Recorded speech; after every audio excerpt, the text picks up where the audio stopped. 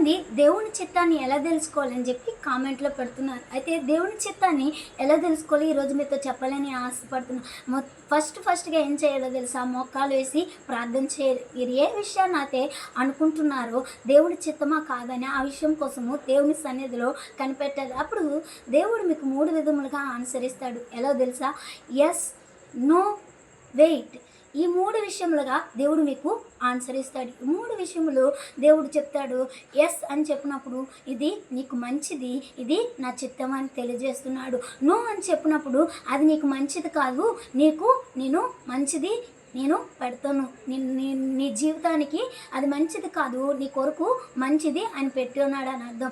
Wait అని చెప్తున్నాడా? నువ్వు అనుకున్నదిగానే దేవుడు వేరే విధముగా చేయాలని ఆశపడుతున్నాడు. అప్పుడు దేవుని కనిపెడుతూ వెయిట్ చేయండి. ఈ 3 విషయాలు మీరు చేసినట్లయితే దేవుడి పట్ల మీ పట్ల కలిగిన ఆయన ప్రణాళిక అద్భుత రీతిగా మీరు ఆయన చిత్తాన్ని నెరవేరుస్తారు.